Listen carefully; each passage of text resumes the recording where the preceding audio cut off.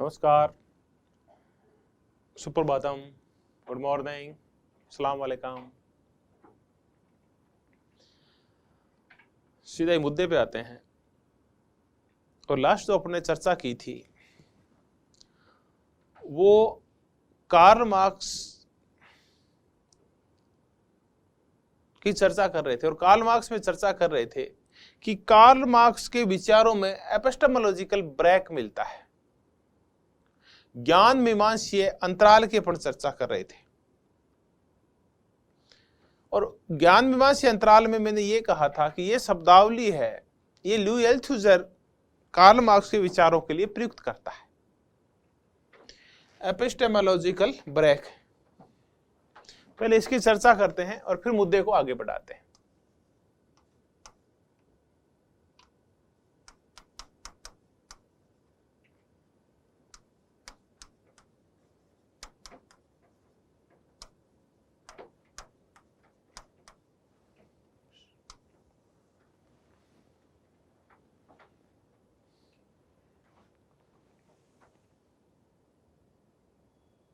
Sorry,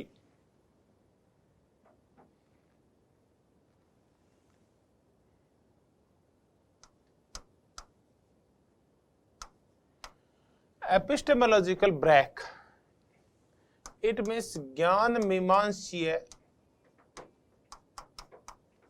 अंतराल।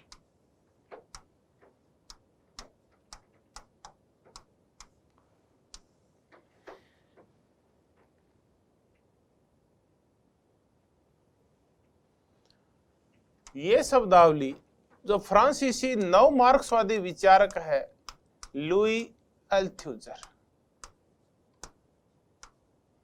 इन्होंने एक पुस्तक लिखी फॉर मार्क्स। ये इनकी पुस्तक है फॉर मार्क्स। लुई अल्थुजर जो कि फ्रांस के संरचनावादी मार्क्सवादी है, यानी नव मार्क्सवादी है, उन्होंने ये पुस्तक लिखी। इन्होंने वर्णित किया है, ज्ञान मीमांसीय अंतराल की चर्चा की है कि कार्ल मार्क्स के जो विचार हैं वो एक जैसे नहीं है। हमारे विचार भी ताजिंदगी एक जैसे नहीं रहते, इनमें परिवर्तन आता रहता है। तो एक वो कार्ल मार्क्स है जो युवा है, उस टाइम उनके विचार अलग हैं। बाद में उम्र बढ़ी, अनुभव बढ़े, तो उनके विचार और हो गए। पहले वो थोड़े से काल्पनिक हैं, थोड़ा सा उनमें रोमांटिसिज्म है, मानवतावाद है, स्वतंत्रता है। बाद में जब वो प्रौढ़ हो गए हैं तो हिंसा है, वर्ग संघर्ष है, आर्थिक समानता है, तो ये सब चीजें आ गई। तो देखिए, ये जो बीच में जो विचारों में गैप आया, जो परिवर्तन हुआ कि पहले विचार कुछ और थे, बढ़ती उम्र के साथ, अनुभव के साथ विचार कुछ और हो गए, तो इसको हम ज्ञान मीमांसीय अंतराल बोलते हैं। लुई अल्थुजर ने ये शब्दावली का प्रयोग किया। तो अगर इनके ज्ञान को देखें, मीमांसा होती है किसी चीज की व्याख्या के द्वारा निष्कर्ष के ऊपर पहुंचना, मीमांसा होती है। तो ये ज्ञान था इनकी, अगर इनकी हम व्याख्या करें तो इसमें अंतराल पाया जाता है, यानी एक युवा मार्क्स और दूसरा प्रौढ़ मार्क्स।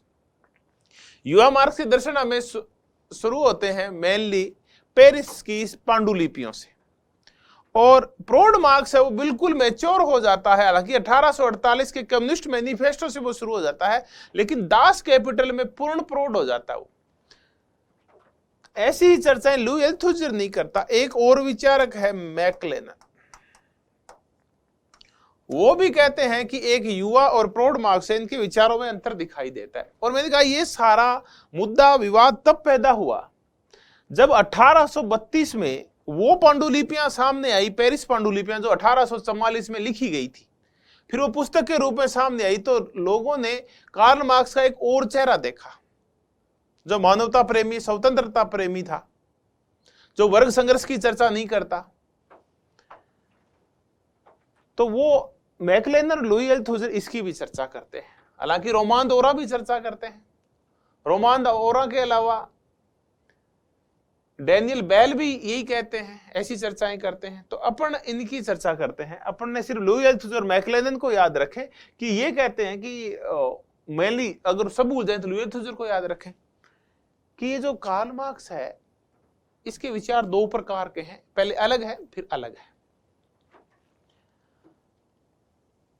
अब इस ज्ञान मीमांसा अंतराल की चर्चा करें तो ये सारा विवाद तब तक चलता रहा जब तक कि कुछ और पांडुलिपियां सामने नहीं आई। 1939 में एक और पांडुलिपि सामने आई कार्ल मार्क्स की, ग्रुंडिस।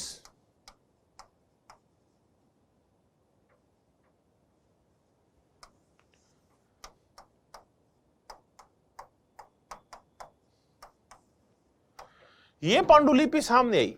ये पांडुलिपि इन्होंने लिखी थी 1859 में।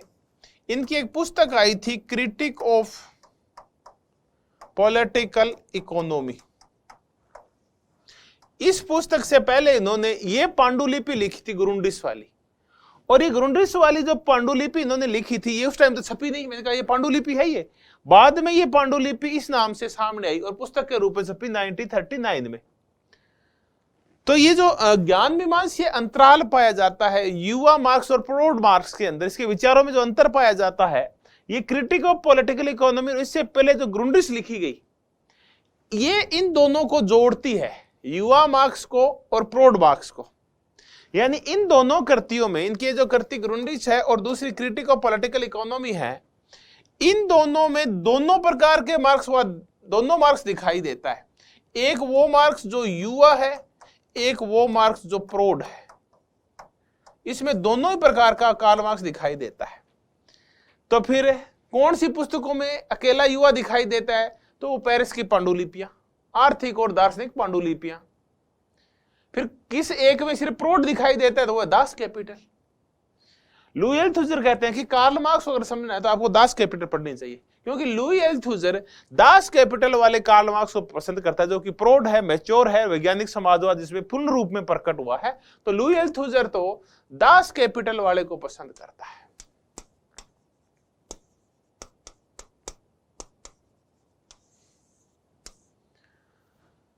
तो अपन ने चर्चा की कि लुई अल्थुजर ने जो दो भागों में बांटा है कार्ल मार्क्स को, लेकिन वो कार्ल मार्क्स ग्रुंडिस और क्रिटिक ऑफ पॉलिटिकल इकोनॉमी में दोनों मार्क्स दिखाई देते हैं। दास कैपिटल में सिर्फ प्रोड दिखाई देता है, एक ही मार्क्स दिखाई देता है, और पेरिस पांडुलिपियों में एक ही मार्क्स दिखाई देता है, युवा मार्क्स। और यहां आते आते इन विचारों में, दोनों पुस्तकों में उनके विचार मिल गए, फिर और ज्यादा मैच्योर हो गया। फिर इसके बाद दास कैपिटल आई, जब प्रोड हो गया वो बिल्कुल। अब कल जब चर्चा कर रहे थे, पिछले वीडियो में अपन ने जो चर्चा की, देखिए क्वेश्चन पुस्तक को लेकर था 4 मार्क्स लुई अल्थुजर की है। अल्थुजर कौन सी कृति को पढ़ने के ऊपर ज्यादा जोर देते हैं? दास कैपिटल के ऊपर। लुई अल्थुजर के अलावा और कौन है जो मार्क्स को दो प्रकार का मानते हैं? युवा और प्रोड मैक्लेनन है। एक कृति हमने कर दी ग्रुंडिस, जो 1939 में छपी, लिखी 1859 से पहले लिखी गई थी, लेकिन बाद में तो पांडुलिपि थी, बाद में छपी। इनकी पांडुलिपि है पुस्तक के रूप में, और याद रख लीजिए इसको, ग्रुंडिस को। अब फिर मार्क्स को दो भागों में बांट लेते हैं। एक तरफ वो मार्क्स हैं जो युवा है, एक वो मार्क्स जो मैच्योर है यानी प्रोड है। अब इनके आधार के ऊपर भी जो विद्वान थे वो बंट गए।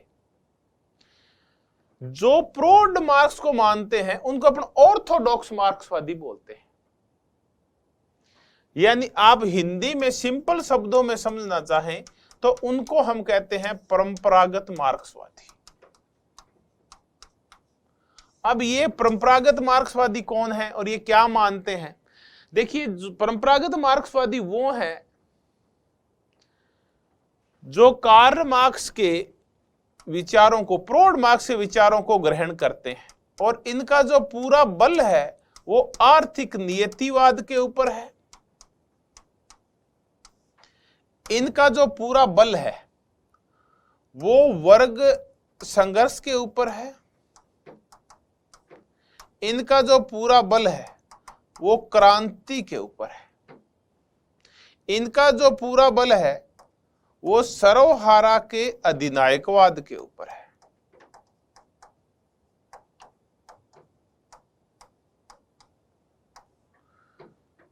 चलिए इसकी चर्चा करते। आर्थिक नियतिवाद, छोटी सी चर्चा कर लेते हैं कि इस संसार में जितने भी परिवर्तन हो रहे हैं, समाज में जो भी परिवर्तन हो रहे हैं, उनके मूल में आर्थिक तत्व है।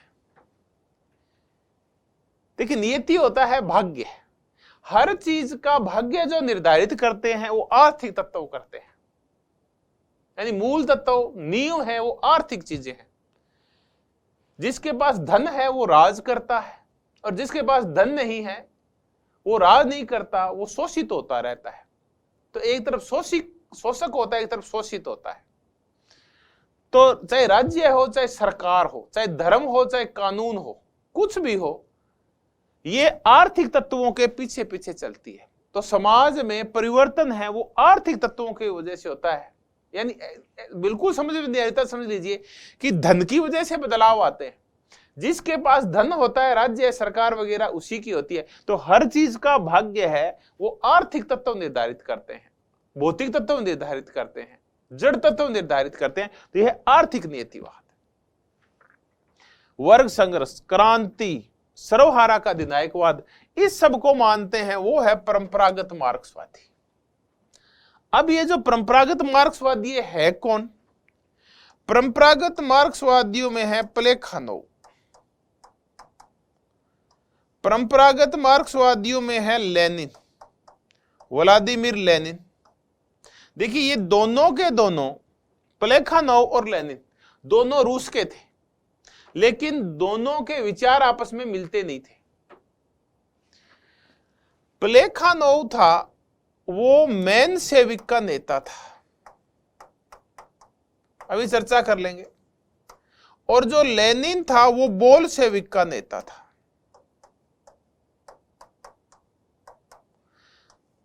रूस के जो मार्क्सवादी थे ये दो भागों में बंट गए, दो टुकड़ों में। एक का नेता प्लेखानोव था, वो मेनसेविक, और लेनिन का जो गुट था वो बोल्शेविक था। मेनसेविक का तात्पर्य होता है अल्पसंख्यक,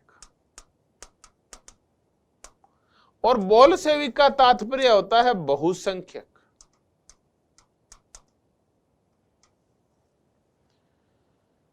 बाद में जब रूस की क्रांति हुई 1917 में, रशियन क्रांति हुई 1917, रूस की क्रांति, तो कई बार हम ये कहते हैं कि ये बोल्शेविक क्रांति थी, क्योंकि ये कौन से गुट के नेतृत्व में हुई थी? लेनिन के गुट के नेतृत्व में हुई थी। लेनिन बोल्शेविकों का नेता था। बहुसंख्यक लोग लेनिन के साथ थे, पर ऐसा मान लेते हैं। इनका जो मूल झगड़ा था वो बस साम्यवाद को और क्रांतियों को लेके था कि पहले कौन सी स्टेज आनी चाहिए, फिर कौन सी आनी चाहिए, फिर कौन सी आनी चाहिए। इस मुद्दे को लेके झगड़ा था। प्लेखानोव हूबहू स्वीकार किया करता था कार्ल मार्क्स को, लेनिन में उसमें थोड़ा सा परिवर्तन कर दिया। इस मुद्दे को लेकर थोड़ा झगड़ा था उनके अंदर। ये परंपरागत मार्क्सवादी थे, प्लेखानोव और लेनिन। प्लेखानोव मेनसेविक का नेता, लेनिन बोल्शेविक का नेता। जब क्रांति हुई तो बोल्शेविकों के नेतृत्व में हुई। अब चलते हैं, जब लेनिन ने क्रांति करवा दी, लेकिन लेनिन तो 22-23 में चला गया, उसकी मृत्यु हो गई, तो उसके दो उत्तराधिकारी थे। एक था स्टालिन और एक था ट्राटस्की।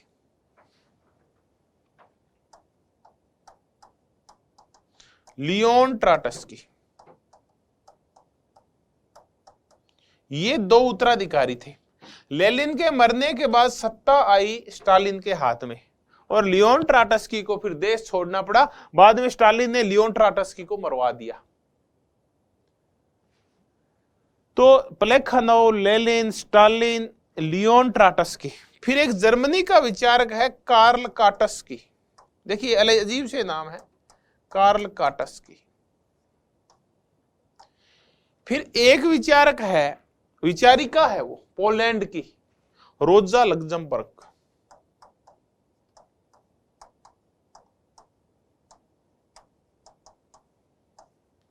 फिर चीन के है माओ से तुंग। तो ये सारे प्लेखानोव, लेनिन, स्टालिन, लियोन ट्राटस्की, कार्ल काटस्की, रोजा लग्जमबर्ग और माओ। चलिए कुछ और नाम भी, फिदेल कास्त्रो या जो भी आपके नाम और याद आए।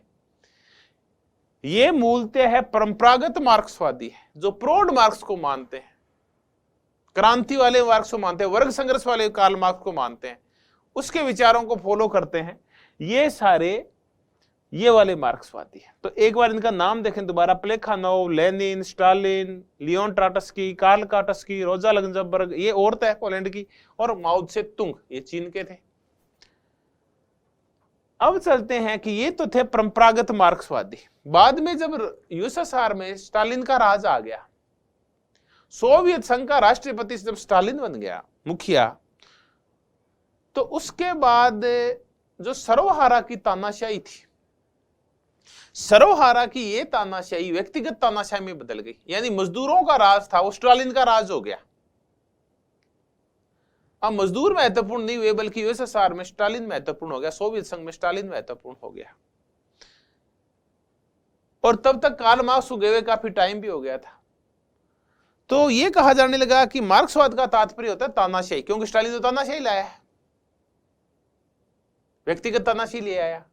तब फिर इस स्टालिनवाद के खिलाफ पश्चिमी यूरोप के बहुत सारे विद्वानों ने मार्क्सवाद को समयानुकूल बनाने के लिए, उसको और ज्यादा प्रासंगिक बनाने के लिए, उसको और ज्यादा मानवीय बनाने के लिए, उसको और ज्यादा स्वतंत्रता प्रेमी बनाने के लिए, समाज के लिए और ज्यादा अच्छा बनाने के लिए एक नए मार्क्स की खोज कर ली। और वो मार्क्स था जो 1844 की पांडुलिपियां जो 1932 में छपी थी उनमें नजर आया। तो फिर एक मार्क्सवाद का एक नया रूप तैयार हुआ जिसको अपन नव मार्क्सवाद बोलते हैं।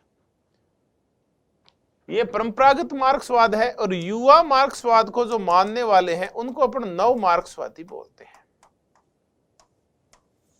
Neo Marxist.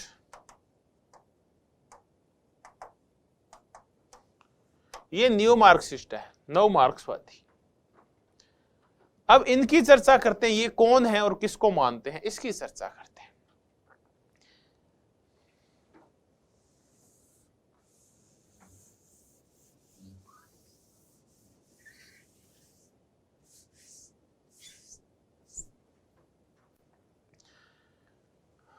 अपन परंपरागत मार्क्सवाद है, और अब चर्चा कर रहे हैं नव मार्क्सवाद की। ये मेनली सेकेंड वर्ल्ड वॉर के बाद ही विकसित हुए, 50, 60 और 70 के दशक में। हालांकि इनकी शुरुआत 1920 से ही हो चुकी थी। 1920 में जर्मनी का जो फ्रैंकफर्ट स्कूल था, 1930 के दशक में, 1922 के आसपास फ्रैंकफर्ट स्कूल की चेयर स्थापित की गई, और हरखाइमर और थियोडोर एडोर्नो आदि के नेतृत्व में, जॉर्ज ल्यूकोस आदि के द्वारा जर्मनी के अंदर एक नए मार्क्स और नए मार्क्सीय विचारों का उद्भव हुआ। फ्रैंकफर्ट स्कूल में आलोचनात्मक सिद्धांत आया, जिसमें कार्ल मार्क्स के आर्थिक नियतिवाद की आलोचना की गई। तो जहां परंपरागत मार्क्सवादी आर्थिक नियतिवाद पे बल देते हैं, वहीं जो नव मार्क्सवादी है ये आर्थिक तत्वों के साथ साथ सांस्कृतिक तत्वों को, राजनीतिक तत्वों को, धार्मिक तत्वों को, तकनीकी तत्वों को भी महत्व देते हैं कि समाज में ये भी परिवर्तन के कारक हो सकते हैं। देखिए, बगैर राजनीति तो परिवर्तन नहीं होता। अपने देश में देखें, 1991 के बाद अपने देश में समाजवाद की जगह उदारवाद की धारा बहने लगी, और भूमंडलीकरण, उदारीकरण और निजीकरण की नीतियां स्वीकार कर ली गई। तो ये किसने किया? ये हमारे राजनीतिक व्यवस्था ने किया कि उसने अर्थव्यवस्था में बदलाव कर दिया। कार्ल मार्क्स कहता है अर्थव्यवस्था बदलेगी तो राजनीति बदलेगी, लेकिन अपन ने देखा कि राजनीति ने अर्थव्यवस्था को बदल दिया। तो युवा मार्क्सवादी ये भी कहते हैं कि परिवर्तन राजनीतिक भी हो सकते हैं, जरूरी नहीं कि उनके पीछे आर्थिक तत्व हो। सांस्कृतिक तत्व, राजनीतिक तत्व, धार्मिक तत्व, तकनीकी तत्व भी समाज में बदलाव ला सकते हैं। फिर जो प्रौढ़ मार्क्सवादी वो कहते हैं शोषण एक ही होता है, आर्थिक शोषण, यानी गरीब और अमीर दो इस प्रकार के वर्ग होते हैं।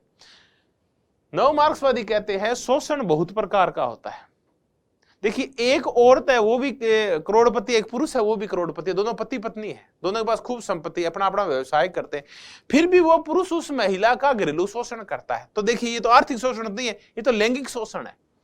अपने यहां बहुत सारे दलित ऐसे हैं जिनके पास खूब पैसा है, अच्छा पद है, उसके बावजूद जो उच्च जाति के लोग हैं उनको दोयम दर्जे का समझते हैं, उनकी गरिमा को कम आंकते हैं। तो ये आर्थिक शोषण नहीं है, बल्कि ये उनका जातीय शोषण है, उनकी गरिमा का शोषण है, उनकी गरिमा का हनन है।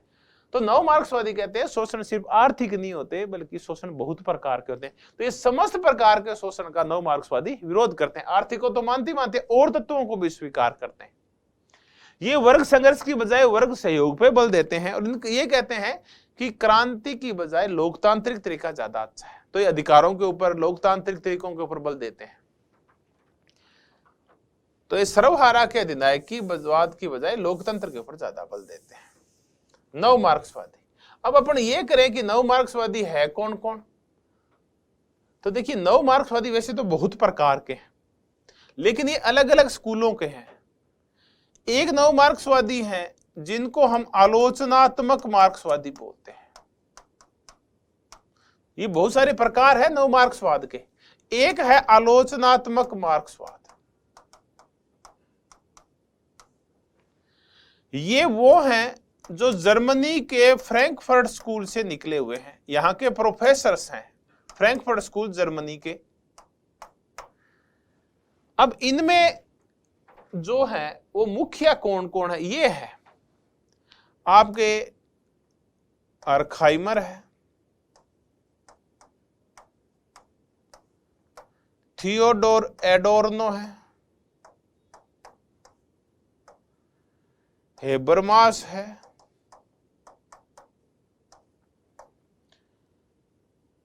हर्बर्ट मार्क्यूजे है,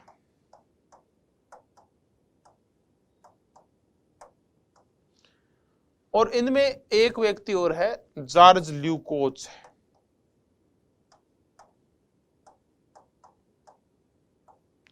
ये उस मार्क्स को महत्वपूर्ण मानते हैं जो आर्थिक और दार्शनिक पांडुलिपियों में प्रदर्शित हो रहा है, वो अलगाव वाला, वो वाला। तो ये सारे आलोचनात्मक धारा वाले मार्क्सवादी है, Horkheimer, Theodor Adorno, Habermas, Herbert Marcuse, Georg Lukacs. Georg Lukacs ने तो अलगाव का सिद्धांत बहुत पहले दे दिया था। इसकी शायद 1923 के आसपास एक किताब आई थी, हिस्ट्री ऑफ क्लास कॉन्शियसनेस, वर्ग चेतना का इतिहास। जॉर्ज ल्यूकोच से, जो जर्मनी का था, उसकी पुस्तक आई, और जॉर्ज ल्यूकोच ने उसी पुस्तक में अलगाव के सिद्धांत की चर्चा कर दी थी, जो कि प्रौढ़ मार्क्स, इसका युवा मार्क्स का मुख्य विचार है, अलगाव, थ्योरी ऑफ एलिनेशन, उसकी चर्चा कर दी थी।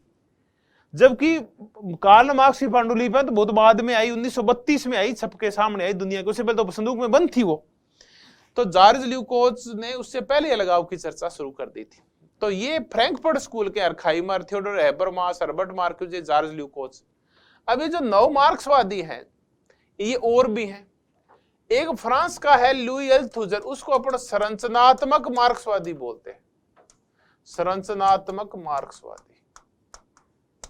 ये है लुई अल्थुजर। एक प्रकार का ये दूसरा है। एक अस्तित्ववादी मार्क्सवाद और होता है, अस्तित्ववादी मार्क्सवाद। इनकी चर्चा फिर कभी प्रासंगिक होगी तब करेंगे, आज तो है। अस्तित्ववादी मार्क्सवाद में हम एक व्यक्ति को करते हैं, जीन पाल सार्त्रे को। ये भी फ्रांस का है। जीन पाल सार्त्रे तो बहुत बड़ा विचारक था, इसने साहित्य का नोबेल पुरस्कार तक लेने से मना कर दिया था। वो बोला मेरी पहचान नोबेल की वजह से नहीं होनी चाहिए, बल्कि मेरी पहचान मेरे काम की वजह से, मेरे लेखन की वजह से होनी चाहिए। तो वो था जीन पाल सार्त्रे। तो देखिए, मैंने आपको नव मार्क्सवाद के 3 ही चेहरे बताए आज, जो आर्थिक नियतिवाद का, वर्ग संघर्ष का, सर्वहारा के नायकवाद का विरोध करते हैं, नए नए विचार सामने लाते हैं और पूर्ण मुक्ति की चर्चा करते हैं, और विभिन्न प्रकार के शोषण से मानव को मुक्त कराना चाहते हैं, चाहे लैंगिक हो, आर्थिक हो, निर्जातीय हो, धार्मिक हो, कुछ भी हो। तो नव मार्क्सवाद के 3 प्रकार कराए मैंने आपको, आलोचनात्मक मार्क्सवादी, संरचनात्मक मार्क्सवादी लुई अल्थुजर, और अस्तित्व मार्क्सवादी जीन पाल सार्त्रे। और ये आपको देखिए 2-3 बार आप बात करेंगे आलोचनात्मक मार्क्सवाद के फ्रैंकफर्ट स्कूल वाले विचारकों के। अर्खाइमर है, थियोडोर एडोर्नो है, हेबरमास है, हर्बर्ट मार्क्यूजे है, जॉर्ज ल्यूकोच है, एरिक फ्रोम है। ये सब फ्रैंकफर्ट स्कूल के विद्वान हैं, जो जर्मनी से निकले हुए विद्वान हैं ये। अब ये किससे प्रभावित हैं? ये जितने भी आपके युवा मार्क्सवाद से प्रभावित नव मार्क्सवादी है, इनके ऊपर देखिए एक व्यक्ति का तो प्रभाव है ही है, वो है कार्ल मार्क्स, इसका सबसे ज्यादा प्रभाव है। इसके अलावा ये ग्रामसी से भी प्रभावित है। एंटोनियो ग्रामसी जो इटली का नव मार्क्सवादी विचार का ही है, इसने कहा था, देखिए कार्ल मार्क्स का जो पूरा बल था वो आधार के ऊपर था कि आधार में आते हैं आर्थिक तत्व, वही जरूरी होते हैं। ग्रामसी ने कहा आधार के साथ साथ अधिसंरचनाएं भी महत्वपूर्ण होती है, सुपरस्ट्रक्चर भी महत्वपूर्ण होती है। तो ग्रामसी को अधिसंरचनाओं का विचार कहा जाता है, ए थिंकर ऑफ सुपरस्ट्रक्चर्स कहा जाता है। तो वो ग्रामसी था। तो इनके ऊपर नव मार्क्सवादियों के ऊपर ग्रामसी का भी प्रभाव है। एक आप मनोवैज्ञानिक पढ़ते हैं फ्रायड, उसका भी प्रभाव है। और इनके ऊपर एक और विचारक का प्रभाव है, वो है हेगल। जहां मार्क्सवादी सिर्फ जड़ तत्वों को महत्वपूर्ण मानते हैं, हेगल वही विचार तत्वों को महत्वपूर्ण मानता है, आत्मा को महत्वपूर्ण मानता है। नव मार्क्सवादी जड़ तत्व, मैटर और फॉर्म दोनों को महत्वपूर्ण मानते हैं। हेगल से वो विचार यानी आत्मा का रूप ले लेते हैं, प्रत्यय ले लेते हैं, और मार्क्स से वो जड़ तत्व ले लेते हैं। दोनों को मानते हैं कि इस संसार में इस सृष्टि का जो सार तत्व है, मूल तत्व है, वो दोनों है, विचार भी है और जड़ तत्व भी है, दोनों मिलके परिवर्तन करते हैं। जबकि हेगल और कार्ल मार्क्स एक दूसरे में उल्टे हैं, वो एक एक तत्व की चर्चा करते हैं। हेगल सिर्फ चेतन तत्व की चर्चा करता है और मार्क्स केवल जड़ तत्व की चर्चा करता है। और नव मार्क्सवादी दोनों को ही मानते हैं। तो मैंने अब नव मार्क्सवादियों का बताया कि ये इनके ऊपर मार्क्स का, ग्रामसी का, हेगल का, रूसो का भी प्रभाव है इनके ऊपर। रूसो का जो रोमांटिसिज्म टाइप है वो थोड़ा सा रिटर्न टू नेचर है, अच्छाई है, मानवता है, सहभागिता है, समाज में सहयोग है, दुख दर्द में आपसी सहयोग है, ये सब रूसो से लिए है। तो वो है नव मार्क्सवाद। तो मैंने कहा एक युवा मार्क्स से प्रभावित है, उनको नव मार्क्सवादी बोलते हैं, और जो प्रौढ़ मार्क्स से है उनको परंपरागत या ऑर्थोडॉक्स या क्लासिकल मार्क्सिस्ट बोलते हैं अपन। तो ये मैंने कुछ आपको नाम और बता दिए, तो ये आप करें। अब आपसे पूछे कि क्या लुई अल्थुजर है वो आलोचनात्मक मार्क्सवादी है क्या? नहीं है, न वो आलोचनात्मक मार्क्सवादी, न फ्रैंकफर्ट स्कूल का है, न वो जर्मनी का, बल्कि वो तो फ्रांस का संरचनात्मक मार्क्सवादी। हाँ, नव मार्क्सवादी जरूर है, क्योंकि ये सारे के सारी धाराएं हैं नव मार्क्सवाद की आगे। खुद मार्क्स की दो धाराएं हैं, युवा और प्रौढ़। युवा से फिर बन गए नव मार्क्सवादी। नव मार्क्सवादियों आगे बहुत सारी धाराएं हैं, बहुत सारे अलग अलग विचारक हैं नव मार्क्सवाद में भी। तो मैंने आपको 3 धाराएं कराई, आलोचनात्मक मार्क्सवाद, संरचनात्मक मार्क्सवाद और अस्तित्ववादी मार्क्सवाद। कभी ग्रामसी, न्यू ग्रामसिज्म, ये सारे भी करेंगे, जैसे अपने को उपयुक्त अवसर आएंगे तब इनको करेंगे। तो मैंने आपको मार्क्स करवाया, युवा और प्रौढ़, और उसके विचारक और समर्थक करवाए आपको। अब अपन युवा मार्क्स के पास चलते हैं। और युवा मार्क्स के मैंने आपको 4 सिद्धांत बताए थे, जिनकी मैंने कहा आपसे चर्चा करूंगा। उसमें जो मुख्य सिद्धांत है वो अलगाव का सिद्धांत,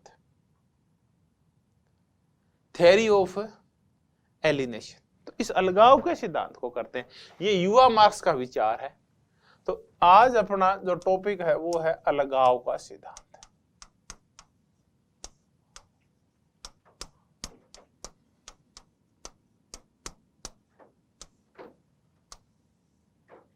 थ्योरी ऑफ एलिनेशन या एलिनेशन थ्योरी।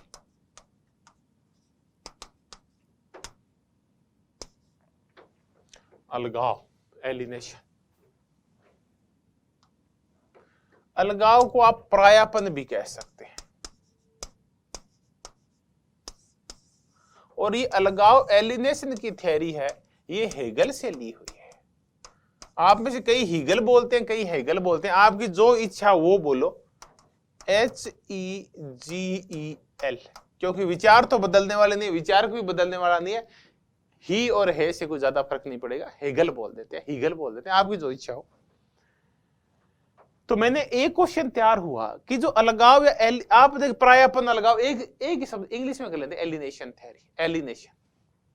तो एलिनेशन का जो विचार है वो कार्ल मार्क्स ने किससे ग्रहण किया है? वो ग्रहण किया है हेगल से, लेकिन इसको मैं परिवर्तन कर दिया। पहले अपन हेगल का परायापन करते हैं कि हेगल क्या कहता है एलिनेशन के बारे में। हेगल का जो एलिनेशन का विचार है वो सकारात्मक है। हेगल कहता है कि इस संसार में जो भी परिवर्तन होते हैं उनके मूल में जो है वो विचार है। तो सबसे पहले विचारों का परिवर्तन होता है और इन विचारों के परिवर्तन के बाद फिर संसार बदलने लगता है। यानी आत्मा इस संसार में संचालक है और आत्मा में परिवर्तन होता है, उस आत्मा के जो विचार बदलते हैं तो संसार बदलता है। तो परिवर्तन का जो मूल तत्व है वो विचार है, वो कॉन्शियसनेस है, वो चेतना है। तो हेगल कहता है कि इस संसार का मूल तत्व है वो चेतना है, कॉन्शियसनेस है। जैसे जैसे हमारी चेतना पहले से विकसित होती जाती है हम आगे बढ़ते जाते हैं और पुरानी चीजों को छोड़ते जाते हैं, उनसे अलग होने लगते हैं। चलिए हम अपने चेतन अलगाव की चर्चा करते हैं, विचारों में अलगाव की चर्चा करते हैं। कैसे एक विचार को हम पहले पकड़े रहते हैं, फिर उससे अलग हो जाते हैं, फिर नया विचार पकड़ते हैं, पुराने वाले को छोड़ देते हैं। इन वैचारिक अलगावों से भी हमारा फिर चेतना आगे बढ़ती है, हम चर्चा करेंगे।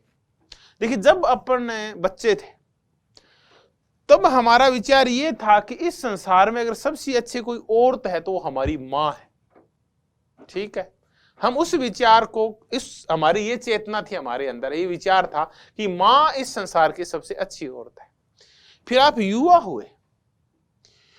हुए तो अब आपकी जो चेतना थी वो आगे बढ़ी, आपका विचार परिवर्तित हुआ।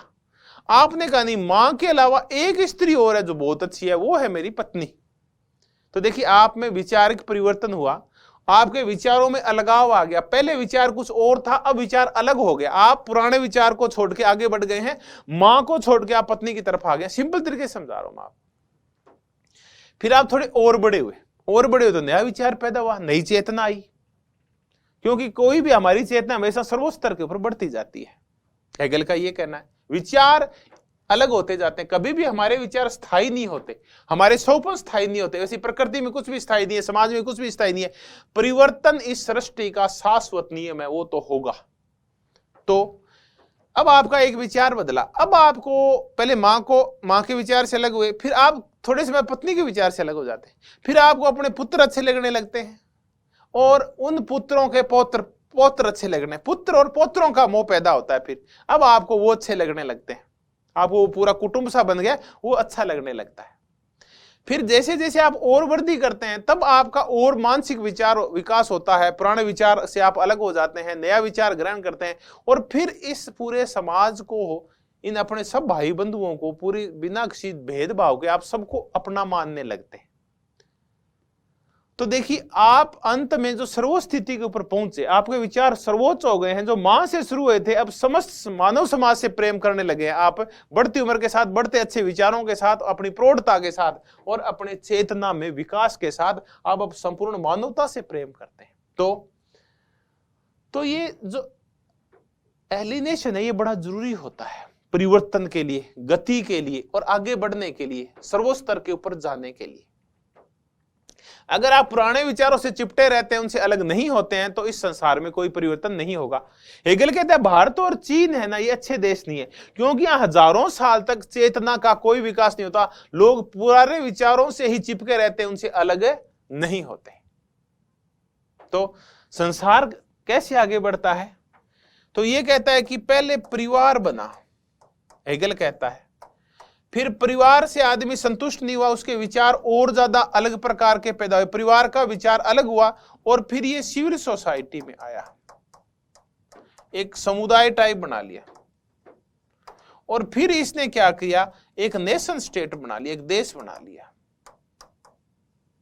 तो देखिए पहले परिवार बना, फिर उससे बड़ी चीज बनी, फिर उससे बड़ी चीज बनी, यानी अलगाव हो रहा है। परिवार से अलग हो गया सिविल सोसाइटी, सिविल सोसाइटी से अलग हो गया हमने नेशन स्टेट बनाया, राष्ट्र राज्य का निर्माण किया, हमने अपना देश बना लिया। तो ऐसे ही हमारे चेतना बदलती जाती है, नए नए विचार पैदा होते रहते हैं, हम पुराने विचारों से अलग होते रहते हैं और संसार आगे बढ़ता रहता है। अब किसी का जीवन क्लिष्ट कब होता है, वो जीवन बिगड़ा हुआ सा क्यों होता है, वो ऐसे अजीब सा क्यों होता है, गरीब सा क्यों होता है, रूढ़िवादी सा क्यों होता है? क्योंकि उनके विचार अलग नहीं होते, वो पुराने विचारों से चिपटे रहते हैं, इसलिए परिवर्तन नहीं होता। तो जीवन में परिवर्तन लाना है तो हेगल कहना है आपकी चेतना में क्या पैदा होना चाहिए, अलगाव पैदा होना चाहिए। तो अलगाव एक सकारात्मक स्थिति है हेगल के अकॉर्डिंग, जो अच्छाई के लिए होती है। अगर हम अपने विचारों, अब मान लेते हैं कि आप कि किसी प्रियजन की मौत हो गई, प्रियजन की मौत हो गई, और तो आप क्या करते हैं, उस विचार को पकड़ के बैठ जाते हैं और दुखी होते रहते हैं, रोते रहते हैं, कल्पते रहते हैं। अब आप तब तक दुखी रहेंगे जब तक कि उस विचार को आप छोड़ नहीं देंगे। तो जैसे आप विचार छोड़ेंगे आपका जीवन बदल जाएगा, आपके जीवन में सुख आने लगेंगे, हंसी आने लगेगी, सुगंध आने लगेगी, कलर आने लगेंगे। तो देखिए, जब तक आप विचारों से चिपटे रहते हैं, आप वहीं रहते हैं, जैसे विचार छोड़ते हैं, विचारों से अलग होते हैं, आप आगे बढ़ते हैं, तो संसार ऐसे आगे बढ़ता रहता है। इस संसार में चीजें स्थिर नहीं है, गतिशील है, परिवर्तन सृष्टि का शाश्वत नियम है। और ये चलता कैसे है, तो एलिनेशन से, अलगाव से चलता है। चेतना आगे बढ़ती जाती है, पुराने विचारों को छोड़ती जाती है। अब चलते हैं, कार्ल मार्क्स का क्या कहना है। कार्ल मार्क्स कहता है कि गुरुजी ये तो सही बात बता के गए हैं कि अलगाव होता है, लेकिन ये कहते हैं कि ये जो अलगाव है ये सकारात्मक नहीं है, बल्कि एक नकारात्मक स्थिति है, बल्कि एक नकारात्मक स्थिति है, जो अलगाव की स्थिति है वो। तो लिया हेगल से है, लेकिन इसका रूप बदल दिया। कार्ल मार्क्स कहता है कि ये एक नकारात्मक स्थिति है, और अलगाव जो आता है वो पूंजीवादी व्यवस्था में आता है। पूंजीवादी व्यवस्था, अलगाव पूंजीवादी व्यवस्था का बायो प्रोडक्ट है, एक नकारात्मक प्रोडक्ट है पूंजीवादी व्यवस्था का। देखिए, बाकी व्यवस्था में नहीं होता ये, न तो ये सर्वहारा के नायकवाद में होगा, न ये साम्यवाद में होगा, न ये सामंतवाद में था, ये न दास समाज में था, बल्कि सिर्फ पूंजीवादी युग आता है, उसी में होता है ये अलगाव। ये एक नकारात्मक अवधारणा है, यानी इसको कार्ल मार्क्स ने हेगल से लिया, लेकिन उसको नकारात्मक बना दिया और इसको एक शाश्वत चीज नहीं कह के सिर्फ कौन सी व्यवस्था तक केंद्रित कर दिया, पूंजीवादी व्यवस्था तक केंद्रित कर दिया। कि ये जो पूंजीवादी व्यवस्था होती है ये मजदूर का श्रम का शोषण तो करती है, साथ में उसका मनोवैज्ञानिक शोषण भी करती है, यानी उसका मानसिक शोषण करती है। तो पूंजीवादी व्यवस्था मजदूर का जो मानसिक शोषण करती है, ये अलगाव के माध्यम से करती है। कैसे?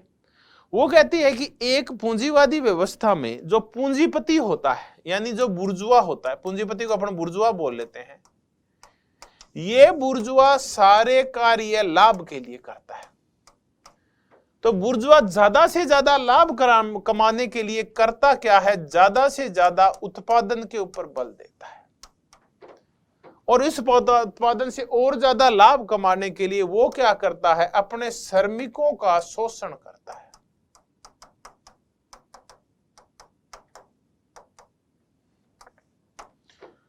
इन श्रमिकों को वो मशीन की तरह काम में लेता है, उनकी मानवता को, मानवीय भावों को, उनकी इच्छाओं को कुचल देता है। एक श्रमिक को अपना पेट भरने के लिए नहीं चाहते हुए भी अपनी इच्छा के बावजूद एक पूंजीपति के यहां शोषित होना पड़ता है। अगर वो शोषित नहीं होगा तो फिर पूंजीपति उसको काम से निकाल दे, वो भूख मरेगा। तो ये पेट के चक्कर में उस मजदूर का शोषण करता है पूंजीपति, और मजदूर शोषित होता रहता है। तो ये मजदूर पूंजीवादी व्यवस्था के अंदर इतना शोषित होता है कि ये खुद इसकी इच्छाएं मर जाती है, पूंजीपति इसकी इच्छाओं का सम्मान नहीं करता, इतनी खुद ही अपना सम्मान नहीं करता, और वो प्रोडक्ट बन जाता है, वो कमोडिटी बन जाता है, वो माल बन जाता है। यानी खुद श्रमिक एक दिन वस्तु बन जाता है जो बिकने के लिए तैयार है, अपना श्रम बेचने के लिए तैयार है। तब फिर पूंजीपति आता है, एक श्रमिक के यहां बोली लगाता है कि मैं तू है 15,000 का, तो बोली लग गई ना उसकी। तो बोली तो वस्तुओं की लगती है, जबकि एक पूंजीपति मानव की भी बोली लगा देता है। जैसे हम भैंस गायें खरीदते हैं, गायें भैंसे, वैसे श्रमिक खरीदे जाते हैं कि हम तेरे को 15,000 देंगे, 20,000 देंगे, आज तेरे को सिर्फ 300 रुपए एक दिन की दिहाड़ी देंगे, साथ में बीड़ी का बंडल देंगे, 4 रोटियां देंगे, 2 बार चाय देंगे। तो ये तो हम वस्तु खरीदते वक्त चर्चा करते हैं कि हम तेरे को ना इस वस्तु का, फलां पेन का, फलां कपड़े का इतना पैसा देंगे। तो वो वस्तु बन जाता है और सुबह से शाम तक वो पशु की तरह काम करता रहता है फैक्ट्री के अंदर। तो उसकी जो मौलिकता है, उसकी जो सृजनात्मकता है, उसके जो खुद के आनंद है, वो उनको भूल जाता है और वो पशुवत हो जाता है। उसका भारी शोषण होता है। और इसका मूल कारण क्या है कि पूंजीवाद क्या पैदा करता है? अलगाव। अलगाव एक मानसिक स्थिति है जिसमें मजदूर विभिन्न चीजों से अलग हो जाता है और पशुवत हो जाता है, वस्तु बन जाता है। उसको पता नहीं चलता कि कब वो वस्तु बन गया और उसकी खुद की इच्छाएं समाप्त हो गई। खुद की सृजनात्मकता, खुद की मौलिकता, खुद की स्वतंत्रता, खुद की मुक्ति, इन सब से दूर हो जाता है और पेट की आग बुझाने के लिए दिन और रात सिर्फ और सिर्फ एक बेल की तरह जुटा रहता है। तो अब ये अलगाव है क्या? अब आप कहेंगे अलगाव क्या होता है? अलगाव चलिए छोड़ते हैं, आप महसूस करना चाहते हैं कि अलगाव को, तब आप कल्पना कीजिए कि आप छोटे बच्चे हैं और आपको परिवार से निकाल कर हॉस्टल में छोड़ दिया गया है। अब बताओ आप कैसा फील करेंगे? आप दिन रात रोएंगे, कल्पेंगे। आपको कोई शारीरिक कष्ट नहीं है, हॉस्टल में आपको अच्छा कमरा मिला, अच्छा बेड मिला, पुस्तकें मिली हुई है, अच्छा भोजन मिलता है। उसके बावजूद आप देखिए कि मजदूर को तो वो भी नहीं मिलता, उसके बावजूद आप दुखी महसूस करते हैं, आपको नींद नहीं आती, आप रोते हैं, बच्चे हैं, मेरी माँ कंजायशु, मेरी माँ कंजायशु, माऊ माऊ करो थे। तो ये क्या है? ये अलगाव हो गया है आपका अपने परिवार से और नए माहौल में आप एडजस्ट नहीं कर पा रहे। ये अलगाव है। क्यों रोती है जब एक बेटी विदा होती है? तो क्यों? क्योंकि वो अपने माँ बाप से क्या होती है? अलग होती है, अलगाव होता है, उसके परायापन आता है, उसको पता है कि अब मैं पराई हो जाऊंगी। तो वो चिड़कली क्यों रोती है? वो इसीलिए रोती है क्योंकि एक वो नए घर में जाएगी और वो अलग हो जाएगी पुरानी चीजों से। तो अलगाव क्या पैदा करता है? हेगल तो कहता है अलगाव अच्छा है, लेकिन अपने जो हॉस्टल में एक बच्चे के हालात देखे और एक विदा होती हुई एक बेटी को देखा, तो इन दोनों में देखिए अलगाव तो या तो नकारात्मक दुख पैदा कर रहा है, अलगाव रो रहे हैं, वो बच्चा रो रहा है, वो बेटी रो रही है। तो ऐसा ही, अब मैंने कहा अलगाव को फील करके देखो, ऐसा ही अलगाव मजदूर फील करता है पूंजीवाद के अंदर। वो क्या क्या चीजों से अलग हो गए हम इसकी चर्चा करते हैं, क्या क्या चीजें उससे पराई हो गई है इसकी चर्चा करते हैं।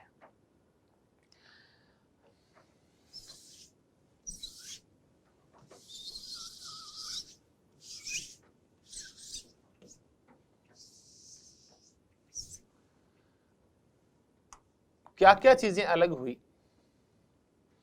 तो कार्ल मार्क्स कहता है कि वो 3 चीजों से अलग हो जाता है। एक, वो अब सबसे पहले वो अपने उत्पाद से अलग होता है, प्रोडक्ट से अलग होता है।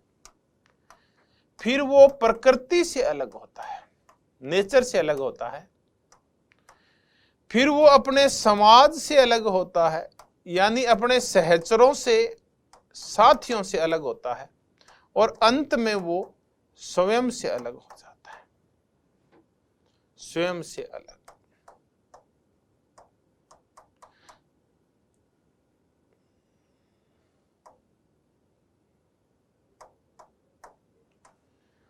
स्वयं से पराया। अब अपन करते हैं कि उत्पाद से अलगाव क्या होता है। देखिए, ये अलगाव की स्थिति, आप एक क्वेश्चन तैयार कर लीजिए कि ये सिर्फ कहां है कि अलगाव की स्थिति सिर्फ कैपिटलिज्म में पाई जाती है, पूंजीवाद के अंदर पाई जाती है। क्वेश्चन क्या आता है अलगाव के? एक तो ये कितने प्रकार का अलगाव महसूस करता है, अलगाव कौन सी अवस्था में पाया जाता है? सिर्फ पूंजीवादी अवस्था में पाया जाता है। व्यक्ति का कब एक वस्तु बन के रह जाता है? तो पूंजीवादी व्यवस्था के अंदर। तो मानसिक दुखों का मूल कारण क्या है पूंजीवाद में? वो है अलगाव। ये युवा मार्क्स की देन है। फिर ये कहां वर्णित है? तो अपने कहा कि ये पेरिस की पांडुलिपियों में वर्णित है। ये भी क्वेश्चन है। अब ये 4 प्रकार के अलगाव, इनके ऊपर क्वेश्चन है, 1 2 3 4 ऐसे अलगाव होता है। सबसे पहले जो अलगाव होता है, व्यक्ति अपने उत्पाद से अलग होता है, अपने प्रोडक्ट से अलग होता है। उत्पाद, देखिए कोई भी आप जो चीज पैदा करते हैं वो आपको आनंद देती है।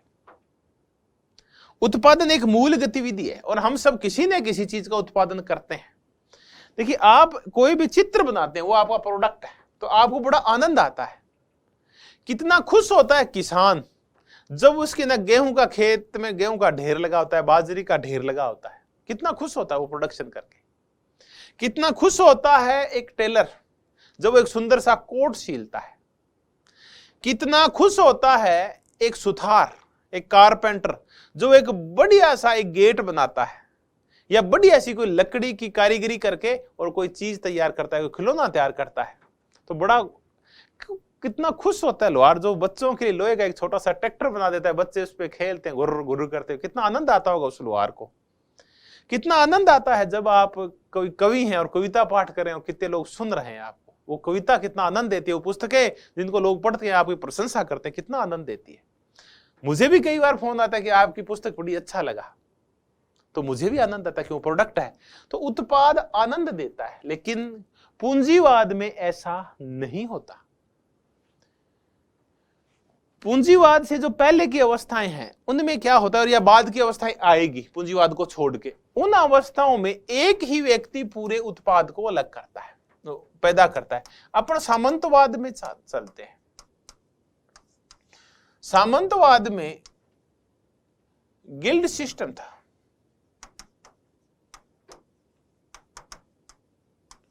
इस गिल्ड सिस्टम में एक तरफ कारीगर हुआ करते थे, दूसरी तरफ जर्नीमैन हुआ करते थे। कारीगर चीजें बनाते थे, जर्नीमैन उनको लेकर बेचने के लिए जाते थे, यानी कुम्हार घड़े बनाते थे। दूसरे जो उनके ही कोई परिचित इस गिल्ड का जो सदस्य एक जर्नीमैन हुआ करता था, वो उसको लेके बेच के आया करता था, चाहे विभिन्न देशों में बेच के, या जर्नी का मतलब घूम घूम के उसको बेचा करता था। तो कारीगर एक पूरा काम कंप्लीट किया करता था। लुहार था, वो एक पूरा प्रोडक्ट खुद बनाया करता था। टेलर था, टेलर कारीगर, वो एक पूरा कोट खुद सिला करता था और फिर उसको दूसरा व्यक्ति बेचने के लिए जाता था। तो एक गिल्ड सिस्टम बोलते हैं इसको, एक गिल्ड बनी होती थी कारीगरों की। जैसे सुनारों की एक गिल्ड थी जिसमें सारे सुनार थे, जो कारीगर थे, जो बेचने वाले थे, वो इकट्ठे थे एक, और वो नियंत्रित किया करते थे सोने के पूरे काम को, चाहे वो गढ़ाई हो, चाहे व्यापार हो, वाणिज्य हो, कुछ भी हो। तो एक गिल्ड सिस्टम चला करता था। अब ये जो कारीगर हुआ करता था गिल्ड सिस्टम के अंदर, ये पूरे प्रोडक्ट को खुद तैयार किया करता था। मैंने कहा मान लेते टेलर है, वो पूरे कोट को खुद तैयार करता था। अब वो क्या करता, कोई व्यक्ति नाप देने आता उसके पास, तो वो उसका नाप जोख लेता, उस व्यक्ति से वो बातें करता, और भाई साहब कहां से आए हो, कैसे हो, खूब सारी बातें करता, नाप लेता जाता। फिर कहा भाई जी बहुत ही अच्छा कोट सी लूंगा आपका। फिर वो क्या करता, उसकी कटिंग करता, फिर उसके टांके लगाता, उसके काज करता, उसके प्रेस करता और रेडी कर देता। फिर वो एक आदमी जो कोट सीलने के लिए दे गया था वो आता, वो फिर उस कोट को पहनता। फिर वो टेलर कहता भाई साहब यहाँ शीशे में देखो। फिर वो कहता अरे भाई यार तूने क्या कोट सिला है, आनंद आ गया यार पहन के, साथ में तो पैसा देके गया, साथ में प्रोडक्ट की प्रशंसा करके गया। तो देखो कितना आनंद आया उस व्यक्ति को। उत्पाद आनंद देता है। तो लेकिन जैसे ही सामंतवाद के बाद पूंजीवाद आता है, पूंजीवाद में ज्यादा से ज्यादा उत्पादन करने के लिए कार्य विभाजन किया जाता है, कार्य विशेषीकरण किया जाता है। कार्य विभाजन और कार्य विशेषीकरण का तात्पर्य है कि अब एक व्यक्ति एक ही कार्य करेगा। जैसे अब वो वाला सिस्टम नहीं है कि एक व्यक्ति पूरा प्रोडक्ट तैयार करेगा, पूरा प्रोडक्ट तैयार नहीं करेगा, वो एक निश्चित काम करेगा। अब अलग व्यवस्था है, आप गए शोरूम के ऊपर, वहां सबको सिलाया है। अब किसने वो पैदा किया, कैसे पैदा किया, कोई मतलब नहीं है। दुकान वाले से पूछो भाई कहां से आया प्रोडक्ट, वो बोलेगा हमने फलां जगह के ऊपर एक फैक्ट्री लगा रखी है, ऊपर एक टैन तान रखी है, उसके ऊपर पंखे चलते रहते हैं, मेरे पास 200 आदमी बैठे हैं, 50 आदमी तो पूरे दिन कटिंग करते रहते हैं, 50 आदमी पूरे दिन सीलते रहते हैं, 50 आदमी कॉलर लगाते रहते हैं, बाकी 50 आदमी प्रेस करते रहते हैं। अब बताओ कौन से एक व्यक्ति ने पूरा कोट तैयार किया? एक ने तैयार नहीं किया। कोई कटिंग कर रहा है, कोई काज कर रहा है, कोई बाहें बना रहा है, कोई प्रेस कर रहा है, और एक और ही आदमी है जो उसको शोरूम के अंदर बेच रहा है। तो उसने तो पैदा ही नहीं किया, उसको तो आनंद ही क्या आएगा। अब आपने कहा अरे भाई पहन का आनंद आ गया कोट को। अब किसको आनंद आया? क्योंकि उसको कोई आनंद नहीं है, जो बेच रहा है उसने तो बनाया ही नहीं है, बनाने वाला दूर है, और बनाया उसने भी पूरा नहीं बनाया। कॉलर बनाने वाले को आनंद आया, काज को वाले को आया, कटिंग वाले को, किसी को आनंद नहीं आया। तो पूंजीवाद में व्यक्ति उत्पाद के आनंद से दूर हो जाता है, उसको उत्पाद का आनंद नहीं मिलता। एक बड़ी मजेदार कहानी सुनाते हैं आपको। पंजाबी जिनको नहीं पढ़नी आती इन फ्यूचर एक भाषा जरूर सीखना। आप कोई एक अदर भाषा भी, आपको हिंदी आती है, अपनी लोकल लैंग्वेज है, आपकी फोक जो भी लैंग्वेज है वो आती होगी आपको। एक भाषा इंग्लिश मजबूरी पे सीखनी पड़ी और सीखनी भी चाहिए, ताकि कुछ अच्छे साहित्य वो इंग्लिश में, हमारी बहुत सारी अच्छी किताबें भी इंग्लिश के अंदर है पॉलिटिकल साइंस की, वो सीखना। एक रीजनल लैंग्वेज जरूर सीखना अपने देश की, चाहे वो आप गुजराती सीख लेना, चाहे पंजाबी सीख लेना, चाहे आप तमिल तेलुगु जो भी आपको अच्छी लगे वो सीख लेना। पंजाबी हिंदी से बहुत ज्यादा टफ नहीं, बड़ी मजेदार लैंग्वेज है, बहुत कुछ लिखा गया, बड़ी रिच लैंग्वेज है पंजाबी। क्योंकि मैं जिस क्षेत्र में आता हूँ वहां थोड़ा सा पंजाब का टच है, मेरा जिला हनुमानगढ़ और गंगानगर, मैं हनुमानगढ़ का हूं, तो थोड़ा सा एक वहां माहौल है पंजाबियत का और पंजाबी भाषा का। तो मैंने, हालांकि मेरे पास 9th-10th में नहीं थी, लेकिन जब मैं शिक्षक बन गया तो मैंने सोचा चलो पंजाबी सीखते हैं, तो फिर मैंने पंजाबी सीखी। जब पंजाबी सीखी तो मैं फिर पंजाबी पढ़ाने लगा। तो मुझे अच्छी तरह याद है, मैंने एक बार 10th तक की NCERT की पुस्तक थी पंजाबी की, वो मैं पढ़ा रहा था, तो उसमें कहानी थी गोटना। कोटना, कोटना बोलते हैं गोटे को, या मुसल को बोल दो आप। गोटा अपने ना वो मसाले रगड़ते हैं तब काम आता है ये। तो वो गोटना कहानी ऐसे चलती है कि एक गांव है, उसमें एक सुथार रहता है। ये जो पंजाबी में जो सुथार होते हैं उनको रामगढ़िया बोला जाता है। तो वो एक रामगढ़िया रहता है, सुथार रहता है एक गांव के अंदर। उसका नाम कुछ भी कर लेते हैं अपन, मोंगा सिंह कर लेते हैं, चलिए। अब वो मोंगा सिंह क्या करता है, बहुत ही अच्छे प्रोडक्ट तैयार करता है, बहुत अच्छे घोटने तैयार करता है। अब जब भी आसपास के गांव में या उस गांव में किसी भी लड़की की शादी होती है, तो लड़की क्या कहती है कि जब मेरी शादी हो तो अपने माँ बाप से कहती है कि मुझे दहेज में चाहे कुछ देना चाहे मत देना, लेकिन मोंगा सिंह जो घोटने बनाता है वो जरूर देना, ताकि मैं वो सुंदर घोटने जाके अपनी सास और ननद को प्रभावित कर पाऊं कि हमारे यहाँ ऐसा मिस्त्री है, तो हमारे गांव में भी बहुत अच्छे घोटने तैयार होते हैं, ये देखो इसको बोलते हैं घोटना। देखिए नीम के पेड़ से तैयार होता है, मसाले रगड़ते हैं अपने से। तो जब भी कोई औरत उस साइड से गुजरती, कोई लड़की गुजरती, तो वो और कुछ लेती नहीं लेती, उसका बनाया हुआ मोंगा सिंह का घोटना जो वो जरूर लेके जाती थी। उसके एक ही बेटी थी उस रामगढ़िया के, उसने उस बेटी की कर दी शादी। अब जब थोड़े वो बूढ़े हुए तो फिर उसकी पत्नी भी चल बसी।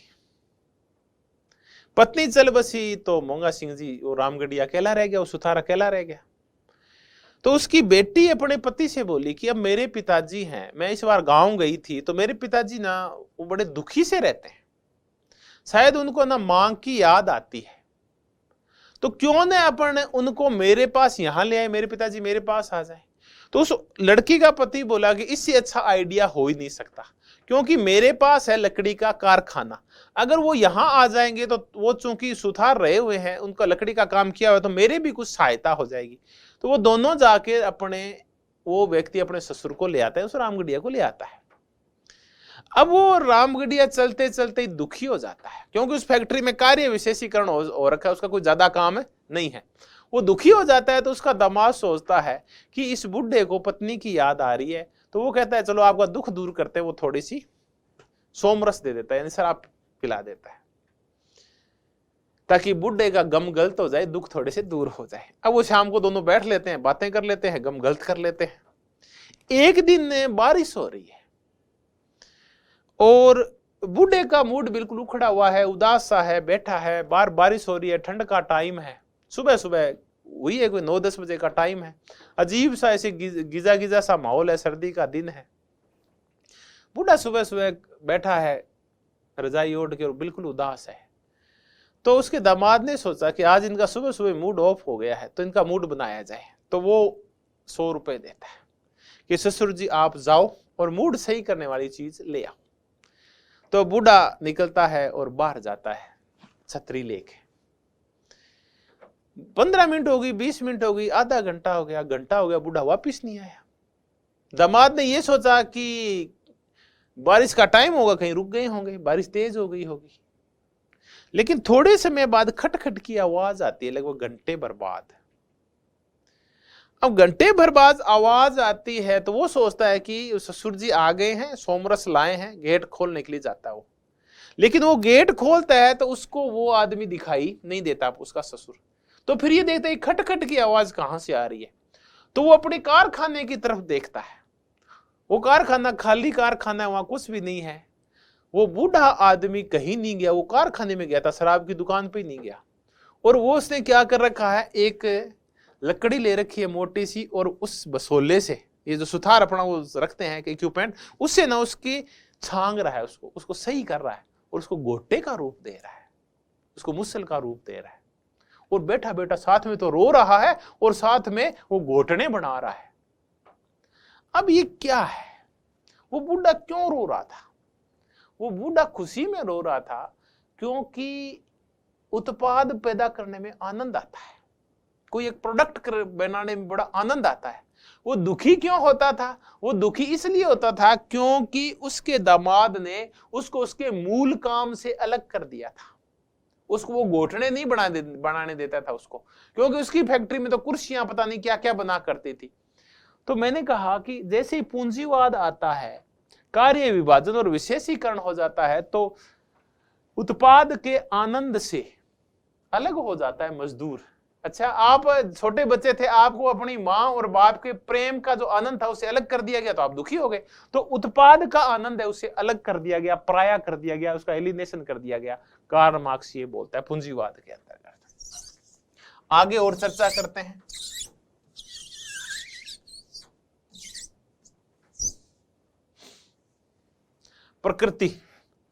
प्रकृति दो रूप में ले लेते हैं, एक तो नेचर जिसका हम आनंद उठा पाए, एक हमारा स्वभाव।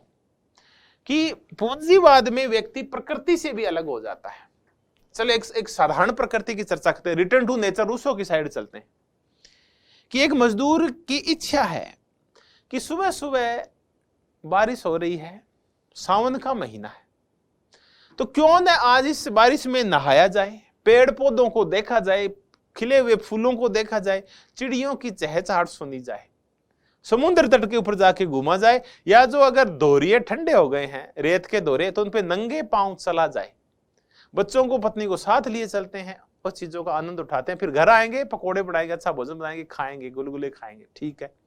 लेकिन वो ऐसा नहीं कर सकता, उस प्रकृति का आनंद नहीं ले सकता। क्यों? क्योंकि उसको पता है कि उसने प्रकृति का आनंद लिया तो फैक्ट्री नहीं जा पाएगा, फैक्ट्री नहीं गया तो उसको उस दिन की दिहाड़ी नहीं मिलेगी, और हो सकता है उसको नौकरी से भी निकाल दे अगर वो नहीं गया तो शाम का पेट कैसे भरेगा वो? तो व्यक्ति जो प्रकृति के नजारे हैं उनसे क्या हो जाता है, अलग। दूसरा है कि उसकी जो नेचर है, उसकी नेचर के ऊपर चलते हैं कि उसकी नेचर है कि वो एक बहुत अच्छा पेंटर है। एक मजदूर एक पेंटर भी तो हो सकता है, एक मजदूर है वो अच्छा मूर्तिकार भी तो हो सकता है, लेकिन वो जूते की फैक्ट्री में काम करता है। अब सुबह से शाम तक वो जूते बनाता रहता है। अब उसके पास इतना टाइम ही नहीं है कि वो अपनी उस मौलिकता को, उस सृजनात्मकता को बढ़ा पाए, अपनी प्रकृति के अकॉर्डिंग जी पाए, वो पेंटर बन पाए। क्योंकि भूखी लड़ाई मुख्य है, तो भूख ये नहीं देखती कि आपकी सृजनात्मकता क्या, आपकी वास्तविक इच्छा क्या, आपको तो पेट भरने के लिए करना ही पड़ेगा। अपने देश में क्या होता है, अपने देश में बहुत सारे व्यक्ति अपने सपनों को इसलिए मार देते हैं, अपनी स्वाभाविक प्रकृति को इसलिए मार देते हैं क्योंकि पेट भरना होता है। मेरे गांव में ऐसे बहुत अच्छे अच्छे वैज्ञानिक दिमाग के लोग हैं, लेकिन वो नहीं कर पाते, वो खेती में उलझे रहते हैं। क्यों? क्योंकि पेट भरना प्राथमिकता होती है व्यक्ति की। तो पूंजीवाद में पेट भरना प्राथमिकता होता है, लोग अपनी प्रकृति से अलग हो जाते हैं। समाज और सहचरों से कैसे अलग होते हैं? क्योंकि देखिए, आप अपनी प्रकृति के अकॉर्डिंग जीते हैं तो कितना आनंद आता है, लेकिन आप अलग हो गए हैं प्रकृति के नजारों से, और खुद के स्वभाव से भी अलग हो गए हैं। समाज और सहचरों से अलग हो जाते हैं आप। कार्ल मार्क्स कहता है कि पूंजीवाद में जो मुनाफे की होड़ चलती है, लाभ की होड़ चलती है विभिन्न पूंजीपतियों में, इसके लिए वो बहुत ज्यादा उत्पादन करते हैं, और कई बार इतना ज्यादा उत्पादन हो जाता है कि वो बिक नहीं पाता तो मंदी आ जाती है। तो पूंजीवाद के अंदर तेजी और मंदी के दौर चलते रहते हैं। तेजी आती है तो कोई दिक्कत नहीं, आपको खूब रोजगार मिलेगा। मंदी आते ही अब चीजें बिकती नहीं है, तो फैक्ट्रियां हैं वो अपने मजदूरों की छंटनी करने लगती है। तो जब वो छंटनी करने लगती है तो मजदूर बेरोजगार हो जाते हैं, उनके पास खाने को कुछ नहीं होता। तो वो क्या प्रार्थना करते हैं कि हे भगवान, आज मेरा जो साथी है, जो कि फैक्ट्री में जिसको आज भी काम मिला हुआ है, अगर उसका हाथ आ जाए मशीन में तो उसका हाथ कट जाएगा। हाथ कटते ही और पूंजीपति उसको ये बोलेगा, बुर्जुआ, वो उद्योग का मालिक, कि तुम अब काम का नहीं रहा, उसको नौकरी से निकाल देगा और मैं उसकी जगह नौकरी लग जाऊंगा ताकि मैं शाम का पेट भर पाऊं। देखिए इतना ज्यादा उसको मशीनीकरण कर दिया जाता है, उसकी मानवता को मार दिया जाता है पूंजीवाद के तहत, कि वो इस समाज से, इसके सहचरों से, समाज के सुख दुखों से, मरने से, गमी से, सुख से, शादियों से, सबसे अलग हो जाता है। सुबह से शाम तक एक पशु की तरह काम करता रहता है ताकि शाम का पेट भर सके। और एक दिन वो व्यक्ति क्या हो जाता है, स्वयं से अलग हो जाता है। स्वयं से अलग होना, अपनी प्रकृति से अलग होना, थोड़ी देर पहले चर्चा कर रहे थे। उसका स्वास्थ्य का कोई चिंता नहीं, उसको अपने अच्छे जीवन की चर्चा नहीं है, अच्छी पढ़ाई लिखाई की चर्चा नहीं है, अच्छे सिनेमा देखने की चर्चा नहीं है, और वो एक दिन स्वयं से अलग हो जाता है। खुद को ही वो एक वस्तु मान लेता है, उस दिन वो स्वयं से अलग हो जाता है। तो फिर ये है पूंजीवाद, जो अलगाव पैदा करता है व्यक्ति के अंदर, परायापन पैदा करता है। खुद से अलग हो गया व्यक्ति, खुद के स्वास्थ्य की ध्यान नहीं रखता वो, तो कहाँ है आनंद? फिर ये कहता है आनंद तब आएगा जब क्या होगा, साम्यवाद आएगा। वो कहता है साम्यवाद आते ही और व्यक्ति की आवश्यकताओं की पूर्ति हो जाएगी, क्योंकि साम्यवाद का तो सूत्र ही है योग्यता अनुसार कार्य और आवश्यकता अनुसार वितरण। तो साम्यवाद आते ही व्यक्ति की रोटी, कपड़ा और मकान की जो आवश्यकताएं वो पूरी हो जाएगी। फिर व्यक्ति स्वतंत्रता लोक में वास्तव में आ जाएगा, वास्तव में उसकी मुक्ति हो जाएगी। अब वो काम करेगा जो इसकी इच्छा है। अब पूरा समुदाय होगा, समुदाय का सहयोग होगा, कोई किसी का शोषण नहीं करेगा, किसी व्यक्ति को एक ही काम पशु की तरह करने की आवश्यकता नहीं होगी, उस व्यक्ति की पूर्ण इज्जत होगी, प्रत्येक व्यक्ति मुक्त होगा। इस मुक्त स्थिति में वो आनंद उठाएगा, वो होगा साम्यवाद। तब कार्ल मार्क्स कहता है कि जब साम्यवाद आएगा तो एक व्यक्ति की सुबह सुबह इच्छा हुई कि चलो समुद्र तट के ऊपर मछली पकड़ते हैं, तो मछली पकड़ने चला गया। फिर उसकी दोपहर की इच्छा हुई कि चलो नहाते हैं या वन में घूम के आते हैं, तो वनों में घूमने चला गया। फिर शाम की इच्छा हुई कि चलो पशु चराते हैं, तो उसने शाम को पशु चरा लिए। रात को इसकी इच्छा हुई कि दोस्तों के साथ चिल्ल मारी जाए, पार्टी की जाए, आग जलाई जाए और बहस की जाए किसी भी मुद्दे के ऊपर, काव्य गोष्ठी की जाए। वो सब कर सकता है क्योंकि समुदाय का पूरा सहयोग है। वो सब एक दूसरे का शोषण नहीं करते, बल्कि साथियों की तरह रहते हैं, तभी तो कॉमरेड बोलते हैं उनको। तो वो व्यक्ति न तो पशुपालक है, न मछुआरा है, न ही वो अच्छा कवि है, फिर भी इन सब गतिविधियों में भाग ले रहा है। अपनी सृजनात्मकता, अपनी मौलिकता के अकॉर्डिंग काम करे, अपनी इच्छा के अकॉर्डिंग काम करे। काम तो करना पड़ेगा, लेकिन अब आपके ऊपर पूंजीपति की इच्छा से काम नहीं करते, बल्कि आप स्व इच्छा से कार्य करते हैं। काम तो करना पड़ेगा। पूंजीवाद में गड़बड़ क्या होती है? पूंजीवाद में दो प्रकार के लोग होते हैं। एक वो लोग जो काम नहीं करते, वो बैठे बैठे खाता है, वो बुर्जुआ होता है। दूसरे वो हैं जिनके हिस्से में सारा श्रम आ गया, वो श्रमिक होता है। तो सारा काम श्रमिक करता है पूंजीवाद में, पूंजीपति कुछ नहीं करता। जबकि साम्यवाद आएगा तो सारे लोग काम करेंगे। हाँ, पूंजीवाद में श्रमिक काम करता है, अपनी इच्छा से नहीं करता, मजबूरी में करता है। साम्यवाद में सारे काम करेंगे, अपनी इच्छा से करेंगे, पूरा समाज सुखी हो जाएगा। तब कार्ल मार्क्स कहता है कि आप जितना घूमोगे, फिरोगे, पढ़ोगे, लिखोगे, नाचोगे, फिल्में देखोगे, पार्टीबाजी करोगे, सामूहिक रूप से मिलोगे, संगोष्ठियों में जाओगे, तर्क वितर्क करोगे, आप उतने ही ज्यादा सुखी होगे। और जितने धनवान होंगे, जितने ज्यादा आप एक ही प्रकार के काम को करोगे, जितना ज्यादा आप लोभ के भंवर में फंसोगे, जितना ज्यादा आप प्रोडक्ट पैदा करने की कोशिश करोगे, जितना ज्यादा आप मशीन बनोगे, आप उतने ही दुखी होगे। और ये मशीनीकरण है, ये व्यक्ति भी मशीन बन जाता है पूंजीवाद के अंदर। तो ये हमने एक मजेदार सिद्धांत किया, अलगाव का सिद्धांत। अब क्वेश्चन क्या आते हैं मैं बताऊं, या तो ये पूछ लेते हैं ये क्या है, ये कितने प्रकार का होता है, ये पूंजीवाद के दुष्प्रभाव, या जो छोटी छोटी मैंने परिभाषाएं बताई कि पूंजीवाद आने पे क्या होता है और साम्यवाद आने के ऊपर क्या होता है। तो अब ये जो अलगाव का सिद्धांत है, ये नव मार्क्सवादियों को इसने सबसे ज्यादा प्रभावित किया है। तो जितने भी नव मार्क्सवादी हैं वो इसी की चर्चा करते हैं। नव मार्क्सवादी, अधिकांश, सभी नहीं, अधिकांश नव मार्क्सवादी वो अलगाव की चर्चा करते हैं। वो मानव की मुक्ति की चर्चा करते हैं कि कैसे मानव को मशीनीकरण से और इनसे मुक्ति दिलाई जाए, कैसे तकनीक से मुक्ति दिलाई जाए। तो ये मुक्ति की चर्चा करते हैं। अलगाव का संबंध मुक्ति से है कि मुक्त करो उसको अलगाव से। तब एक थिंकर है हर्बर्ट मार्क्यूजे।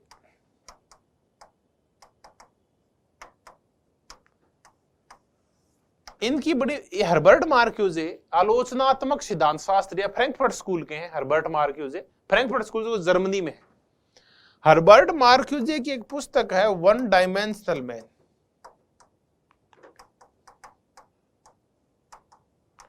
एक विमीय आदमी, एक डायमेंशन वाला आदमी, एक दृष्टि वाला आदमी। एक दृष्टि वाला ये नहीं कि उसकी आंख बंद है, एक दृष्टि वाला ये नहीं। जैसे घोड़ा है, घोड़े के जब जो घोड़े तांगे में चलते हैं उनके आगे आपने देखा होगा ऐसा बांध दिया जाता है, वो एक ही दृष्टि से एक ही तरफ देख पाते हैं, इधर उधर नहीं देख पाते, ताकि वो सीधे चलते रहते हैं एक लाइन के अंदर। तो ऐसे ही आदमी की हर्बर्ट मार्क्यूजे कहते हैं कि पूंजीवादी व्यवस्था आने के बाद व्यक्ति एक विमीय हो गया है। एक विमीय का तात्पर्य है कि वो भोगवाद में, उपभोगवाद में और प्रोडक्ट के प्रेम में इतना उलझ गया है कि वो अपनी स्वाभाविकता, अपनी मौलिकता, अपनी सृजनात्मकता, अपने समाज, अपने साथियों को भूल गया है। अब वो सुख खोजता है गाड़ियों के अंदर, वो सुख खोजता है महंगे मोबाइल के अंदर, वो सुख खोजता है एक बड़े घर के अंदर, वो सुख खोजता है एक भारी मोटरसाइकिल के अंदर, वो सुख खोजता है पैसे के ढेर के अंदर, वो सुख खोजता है सोने की बिस्किट के अंदर, वो सुख खोजता है शेयर बाजार के अंदर। यानी वो इस प्रकृति को भूल गया है, वो अपनी सृजनात्मकता को भूल गया है, वो फिल्में देखना भूल गया, अच्छा लिटरेचर पढ़ना भूल गया है, वो इस समाज और समुदाय के सहयोग को भूल गया है, वो पेड़ लगाना भूल गया है, वो खेतों के आनंद उठाना भूल गया है। तो पूंजीवाद में हर्बर्ट मार्क्यूजे कहते हैं कि पूंजीवाद एक ऐसा दुष्चक्र तैयार करता है पूंजीपति कि वो जो संसाधन होते हैं इंफॉर्मेशन के, संचार के जो साधन होते हैं उन पे कब्जा कर लेता है, वो मीडिया के ऊपर कब्जा कर लेता है। और मीडिया फिर सिर्फ सुख दिखाता है महंगी साड़ियों में, महंगे मोबाइल में, महंगे जूतों में। फिर उसमें चर्चा कभी भी मानवता की नहीं होती, बल्कि उसमें अडानी की, अंबानी की, टाटा, बिरला, इनकी चर्चाएं चलती रहती है। तो व्यक्ति उनकी तरह फिर भागता और दौड़ता रहता है, उनके पास ऐसी गाड़ी, उसका अंटालिया 5,000 करोड़ का। अब गरीब भी है, मानवता है, एक दूसरे के साथ सामुदायिक सहयोग है, इसकी चर्चा नहीं है। दुख सुख में साथ देना है, उसकी कहीं चर्चा नहीं आती न्यूज़पेपर्स में, क्योंकि प्रिंट मीडिया व्यक्ति को, चाहे वो सोशल मीडिया हो आजकल का, व्यक्ति में प्रोडक्ट की भूख पैदा करता है, मोबाइल की भूख पैदा करता है, अच्छे कपड़ों की भूख पैदा करता है, गाड़ियों की भूख पैदा करता है, डीओ की भूख पैदा करता है, चश्मा की भूख पैदा करता है। तो व्यक्ति सिर्फ उपभोग और भोगवादी हो जाते हैं, गांधी जी चर्चा करते हैं। तो उसकी अच्छाई को भूल जाता है। समाज में बहुत सारी और अच्छी चीजें हैं, अच्छे पर्वतों के ऊपर घूमना क्या होता है, समुद्र तट पे जाना क्या होता है, एक अंधे को सड़क पार कराना क्या होता है, एक यतीम की सहायता क्या होती है, इन चीजों को वो भूल जाता है। उसकी दृष्टि निश्चित हो जाती है भोग की ओर। तो व्यक्ति दो कहां सुख है, ये व्यक्ति फिर उस पंछी की तरह हो जाता है जो सोने के पिंजरे में जिसको सुख मिलने लगता है। तो भूल क्या जाता है, हर्बर्ट मार्क्यूजे कहता है वो मुक्त गगन में उड़ने का सुख है, उसको भूल जाता है। अब पंछी कहां सुख पा रहा है, सोने के पिंजरे में। पिंजरा होना चाहिए सोने का होना चाहिए, मुक्त गगन में उड़ने का आनंद वो भूल जाता है। तो ऐसा हर्बर्ट मार्क्यूजे कहते हैं वो अलग हो गया है उन स्वाभाविक सुखों से। ऐसी ही बातें करता है एक और नव मार्क्सवादी है, एरिक फ्रोम।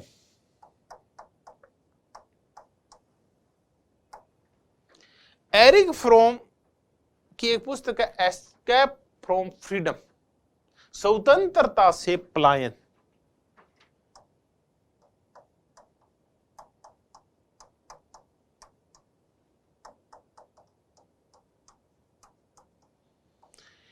इसमें भी वो कहते हैं कि व्यक्ति अपनी वास्तविक स्वतंत्रता को भूल गया है और वो चीजों का गुलाम हो गया, वो गाड़ी का गुलाम हो गया है। वो सुबह उठता है और गाड़ी साफ करता है, वो सुबह उठता है अपने चश्मा साफ करता है, वो सुबह उठता है अपने जूते साफ करता है। वो जूतों का, गाड़ी का अपने लिए टाइम नहीं है। उसको बोलो भाई तू घूम के आया क्या, कि नहीं घूम के, क्या कर रहा था, गाड़ी धो रहा था, जूतों की पॉलिश कर रहा था। तो भाई तेरा शरीर महत्वपूर्ण है या ये चीजें, नाशवान चीजें महत्वपूर्ण है? तो व्यक्ति अपनी वास्तविक स्वतंत्रता को भूल गया, वो वस्तुओं का गुलाम हो गया है। तो ये कहता है कि जब ये व्यक्ति ऐसा हो जाता है, समाज से कट जाता है, वो 24 घंटे सिर्फ वस्तुओं का ध्यान करता रहता है, भोग का ध्यान करता रहता है, वो सुअर की तरह हो जाता है, जैसा कि प्लेटो बोलता है, जैसे कि गांधी जी बोला करते थे। और फिर ऐसा व्यक्ति जब समाज से कट जाता है तो वो कहता है कि एक रोग आता है, शिंजोफ्रेनिया, मनोविदलता। वो अपने आप से दुखी हो जाता है।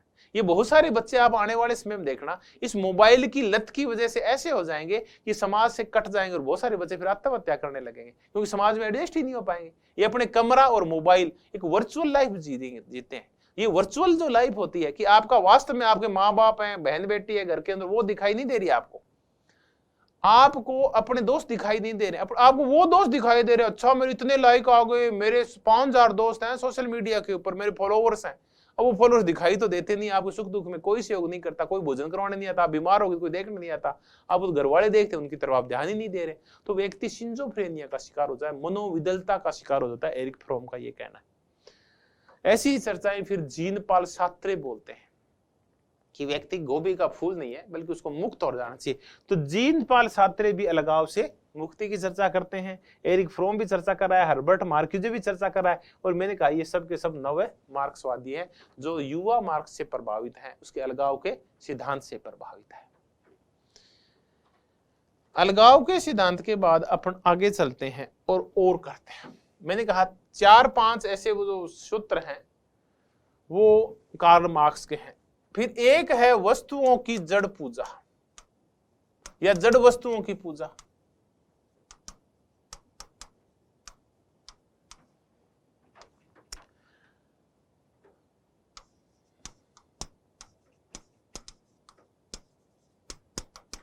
ये सीधा ही पूछते हैं, ये सब युवा मार्क्स के विचार कर रहे हैं।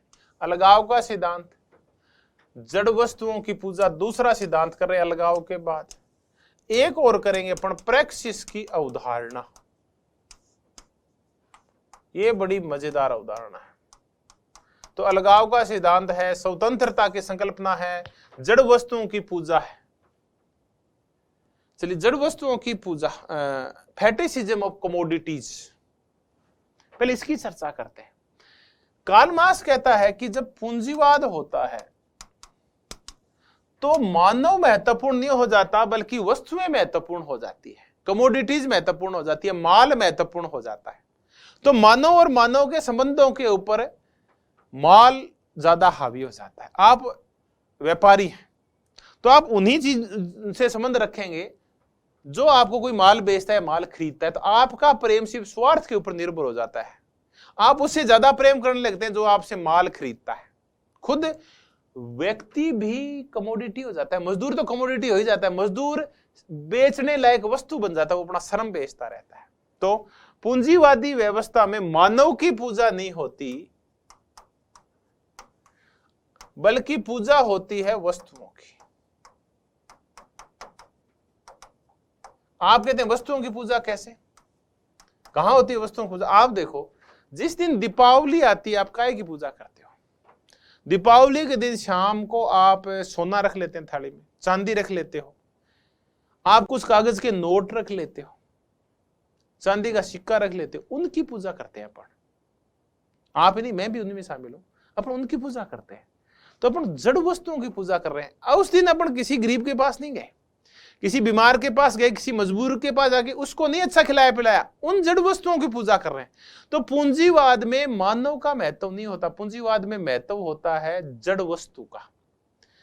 आप सोने की पूजा करते हैं, बैंक बैलेंस की पूजा करते हैं, रुपयों के ढेर की पूजा करते हैं, आप शेर की पूजा करते हैं, कार की पूजा करते हैं। आप देखो कार की पूजा करते हैं बहुत सारे लोग, वहां जाके ना, और मंदिर जयपुर में गणेश जी के मंदिर है, वहां जाके कार ऐसे लगाएंगे ठौद ऐसे, और फिर उसकी पूजा करवाएंगे, पंडित जी आएंगे, जय जय जगदीश करेंगे, लड्डू से चढ़ाएंगे। काय की पूजा हो रही है? पूंजीवाद में आदमी की पूजा नहीं होती, कभी भी उस मंदिर में आदमी की पूजा नहीं की गई।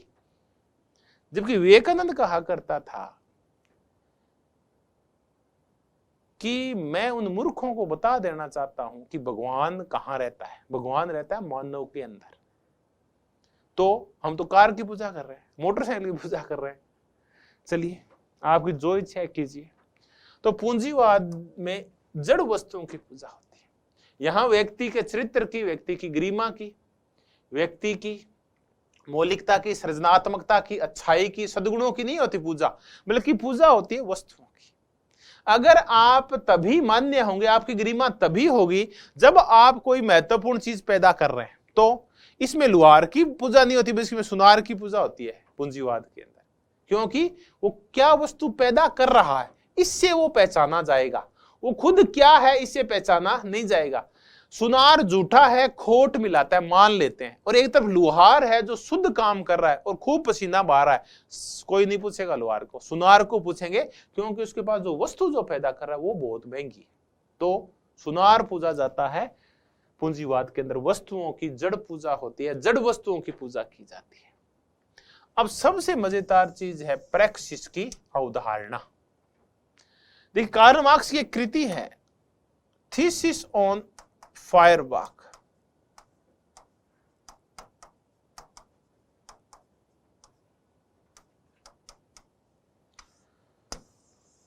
फायरबाख जर्मनी के एक दार्शनिक हैं और ये पुस्तक एक थीसिस लिखी, आलोचनात्मक मूल्यांकन है इसमें फायरबाख का, जो कि जर्मन दार्शनिक है फायरबाख। और इसी फायरबाख से कार्ल मार्क्स ने भौतिकतावाद लिया है। इसी फायरबाख से उन्होंने धर्मनिरपेक्षता और धर्म विरोध लिया है। ये कहते हैं धर्म अफीम है, ये नहीं से लिया ये, तो धर्म की बजाय पैसा ज्यादा महत्वपूर्ण है, ये फायरबाख से लिया है। थीसिस ऑन फायरबाख में एक बड़ी जोरदार लाइन लिखी हुई है कार्ल मार्क्स की कि आज तक दार्शनिकों ने संसार की व्याख्या की है। देखिए, इस लाइन को देखते हैं, ये बहुत ज्यादा पूछी जाने वाली लाइन है कि आज तक दार्शनिकों ने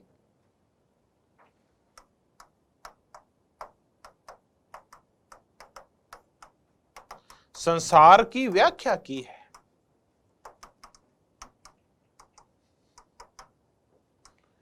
जबकि महत्वपूर्ण नहीं है ये, महत्वपूर्ण है कि इस संसार में परिवर्तन कैसे हो, इसको बदला कैसे जाए।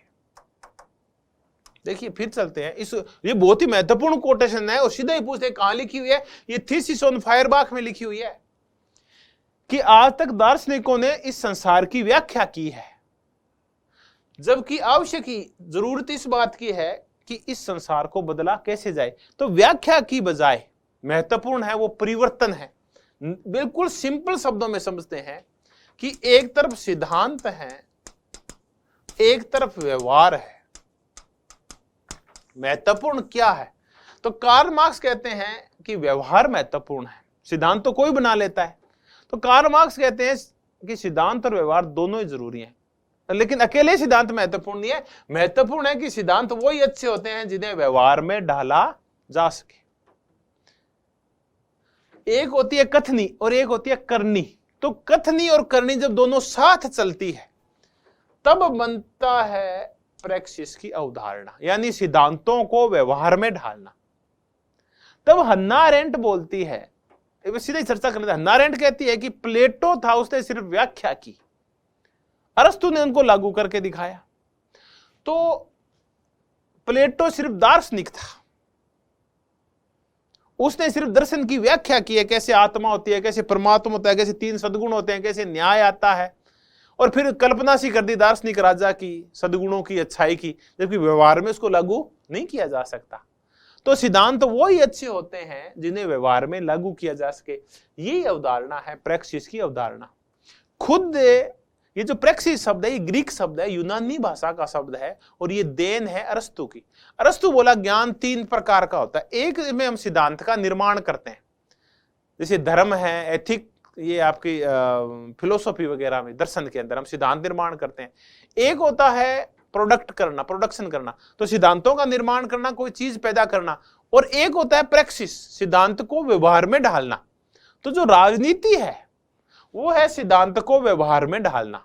जो आपने सिद्धांत बनाए थे उनको व्यवहार में राजनीति ढालती है। तो इसीलिए वो कहता है कि राजनीति जो पॉलिटिक्स है वो मास्टर साइंस है, पॉलिटिकल साइंस मास्टर साइंस है, ये बोलता है अरस्तु। क्यों? क्योंकि वो प्रैक्सिस के ऊपर आधारित है। तो जरूरी क्या है? थीसिस ऑन फायरबाख में कार्ल मार्क्स लिखता है, जरूरी है इस संसार की व्याख्या के साथ साथ उसमें परिवर्तन कैसे किया जाए। तो ये है प्रैक्सिस की अवधारणा। इसीलिए कार्ल मार्क्स अपना जो राजनीति सिद्धांत है वैज्ञानिक समाजवाद, तो अपने समाजवाद को वो वैज्ञानिक समाजवाद कहते हैं।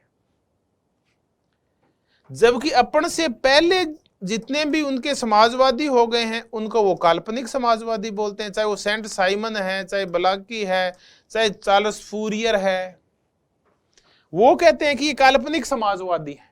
यानी इन्होंने संसार की सिर्फ व्याख्या की है, इन्होंने बताया है कि समाजवाद कैसा होता है, लेकिन आएगा कैसे ये बता नहीं पाए। एक पुस्तक भी है, सोशलिज्म यूटोपियन एंड साइंटिफिक, समाजवाद काल्पनिक और वैज्ञानिक, ये इसके दोस्त की पुस्तक है, एंजल की पुस्तक है, कार्ल मार्क्स के। तो समाजवाद दो प्रकार का है, एक काल्पनिक और एक वैज्ञानिक। काल्पनिक समाजवादी है, ये कार्ल मार्क्स कहता है वो समाजवादी है जो सिर्फ संसार की व्याख्या करते हैं, सिद्धांतों का निर्माण करते हैं, बातें करते हैं, पुस्तकें लिखते हैं, लेकिन परिवर्तन कैसे उसकी चर्चा नहीं करते। वैज्ञानिक समाजवाद क्यों है मार्क्स का? तो मार्क्स कहता है कि मैं न सिर्फ सिद्धांत दूंगा बल्कि उनको व्यवहार में लागू भी होंगे वो, क्योंकि ऐतिहासिक परिवर्तन का जो सिद्धांत दिया है कार्ल मार्क्स कहता है कि अनुभविक है। आप अनुभव के द्वारा देख सकते हैं कि संसार ऐसे ही आगे बढ़ा था। पहले आदिम साम्यवाद था, फिर आदिम साम्यवाद समाप्त हुआ तो फिर दास समाज आया, फिर सामंती समाज आया, पूंजीवाद आया, और कार्ल मार्क्स कहते हैं अब आगे भी ऐसे ही बढ़ेगा, क्योंकि अनुभविक सिद्धांत है, वैज्ञानिक नीतियों में खरा उतरा है, तो ऐसे ही परिवर्तन हुए, ऐसे परिवर्तन आगे होंगे। तो आगे सर्वआराखंड न्यायिकवाद आएगा, फिर साम्यवाद आएगा, जैसे कि यूएसएसआर में आया भी सर्वआराखंड न्यायिकवाद तो जरूर आया। तो इसलिए उनका समाजवाद है वो वैज्ञानिक नियमों के ऊपर आधारित है, क्योंकि उन्होंने जिन नियमों की व्याख्या की है, इतिहास वैसे आगे बढ़ा है, समाज में वैसे परिवर्तन हुए हैं, तो इनके अनुभविक नियम है, इनके जो नियम है कार्ल मार्क्स के जो नियम, इसलिए इनका समाजवाद वैज्ञानिक समाजवाद है जो न केवल संसार की व्याख्या करता है बल्कि संसार में परिवर्तन कैसे हो। तो देखिए दास कैपिटल लेनिन ने पढ़ी, प्लेखानोव ने पढ़ी, माओ ने पढ़ी, और देखिए उसके अकॉर्डिंग फिर उन्होंने क्रांति करवा दी, वर्ग संघर्ष हो गया, वर्ग चेतना आ गई, सर्वहारा की तानाशाही आ गई, लोगों में आर्थिक समानता आ गई। तो ये सब क्या है? ये नहीं परिवर्तन हुआ है। अब व्यवहारवादियों को लेते हैं, थोड़ा सा समझे, बड़ी मजेदार चीज है।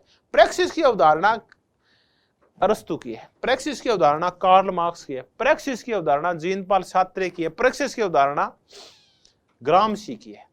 यानी सारे के सारे व्यक्ति कहते हैं सिद्धांतों के साथ साथ उन सिद्धांतों का व्यवहार में पालन भी अत्यंत आवश्यक है। तो अरस्तु से शुरू होती है। कार्ल मार्क्स की इतनी सर्वोच्च व्याख्या की है कार्ल मार्क्स ने प्रैक्सिस की, इसके ऊपर खूब लिखा है। इसलिए हन्ना अरेंटे कहती है कि वास्तव में इस मामले में तो आगे है कौन? कार्ल मार्क्स, जो प्रैक्सिस के बारे में हमें बताते हैं। एक है व्यवहारवादी,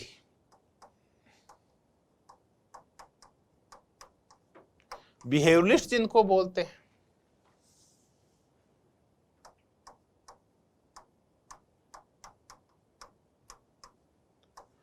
ये 1945 के बाद राजनीति को विज्ञान बनाने का जो चक्कर था, राजनीति का विज्ञान, साइंस ऑफ पॉलिटिक्स, वो थे ये शिकागो स्कूल वाले व्यवहारवादी। वो चाहे डेविड ईस्टन हो, चाहे वो आमंड हो, चाहे वीओ के जूनियर हो, चाहे रॉबर्ट डेल हो, चाहे वो कैटलिन हो, चाहे वो कोलमैन हो, ये सारे के सारे व्यवहारवादी हैं। ये मूलतः अमेरिका के हैं और ये यूएसएसआर की जो प्रणाली है, साम्यवाद है, उसको पसंद नहीं करते। इसलिए व्यवहारवादी कहते हैं कि महत्वपूर्ण क्या है? महत्वपूर्ण है कि सिद्धांतों की व्याख्या की जाए। यानी एक विचारक का कार्य सिर्फ सिद्धांतों की व्याख्या करना होता है, उसको सिद्धांत में लागू करना नहीं होता। इसलिए हम कहते हैं कि व्यवहारवादियों ने काय के लिए इकट्ठा किया? ज्ञान के लिए ज्ञान इकट्ठा किया। अब हम कहें कि ज्ञान, कार्ल मार्क्स कहता है कि ज्ञान के लिए ज्ञान नहीं होना चाहिए, ज्ञान होना चाहिए व्यवहार में ढालने के लिए, क्योंकि ये तो पूंजीवाद के समर्थक है, व्यवहारवादी अमेरिका के रहने वाले हैं, तो ये ज्ञान के लिए ज्ञान इकट्ठा करते हैं। तो प्रैक्सिस को नहीं मानते कौन? व्यवहारवादी नहीं मानते। जब ग्रामशी तो मानता है, अरस्तु भी माना करता था, कार्ल मार्क्स तो इसको मानता ही मानते, तो मुख्य है, हन्ना अरेंटे भी यही मानती है। तो प्रैक्सिस एक बड़ी महत्वपूर्ण अवधारणा है। प्रैक्सिस का तात्पर्य होता है सिद्धांत और व्यवहार का आपसी संबंध, कथनी और करनी का आपसी संबंध, व्याख्या और परिवर्तन का आपसी संबंध, ये है प्रैक्सिस। तो मैंने आपको 3-4 बड़े बड़े सिद्धांत बताए जिनका संबंध युवा मार्क्स से है, यंग मार्क्स से है। नव मार्क्सवादी भी इन चीजों को मानते हैं। अलगाव का सिद्धांत किया, जड़ वस्तुओं की पूजा की, और थ्योरी ऑफ प्रैक्सिस की अवधारणा की, जो कार्ल मार्क्स की देन है। चलिए अगली कक्षा में मिलेंगे तो फिर और चर्चा करेंगे। इस बार हम जिस मार्क्स की चर्चा करेंगे वो युवा मार्क्स नहीं होगा, बल्कि इस बार जो मार्क्स आएगा वो प्रौढ़ होगा, मैच्योर होगा, उसकी चर्चा करेंगे। वैज्ञानिक समाजवाद की चर्चा करेंगे हम। धन्यवाद।